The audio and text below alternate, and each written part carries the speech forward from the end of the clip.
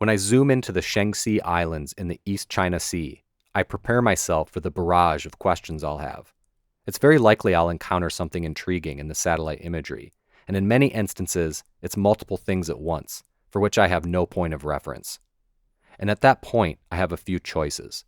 Dive down the rabbit holes, dwell for a while and hope time reveals, or move on. I've done all of those at various points when cruising the globe for interesting islands. And when I first encountered Shengshan Island, I wanted to do all three at once.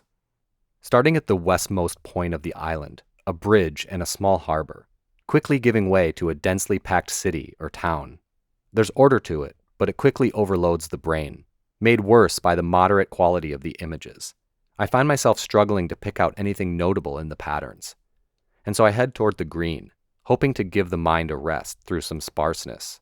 It's a beautiful collection of trees and plants, a very satisfying green rendered in what almost feels like brushstrokes or dabs. Peppered throughout are small points of intrigue. Those questions still firing off. What is this structure? Where does that road lead? Who lives here and how do they spend their time? And soon, I'm upon another town, or perhaps village, but this one feels different, almost melted into the landscape. I look it up and indeed it is.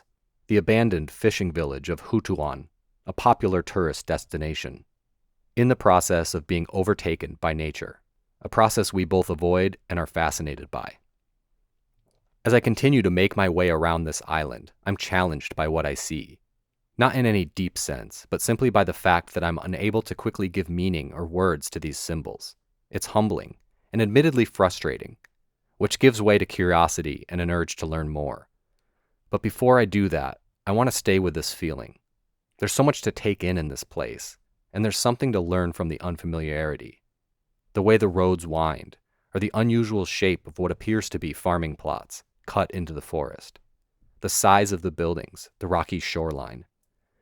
And then a pure visual delight in the fishing nets, or rather the buoys supporting them, captured in striking scale, each of them a sort of tiny artificial island, the aggregate of which forms a patchwork so pleasing to the eye, I want to remain here longer than makes sense.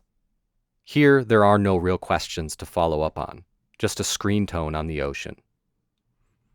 I will return to Shengshan Island. It has surprised and delighted me in so many ways, disproportionate to the amount of time I've spent here as a virtual globe voyeur.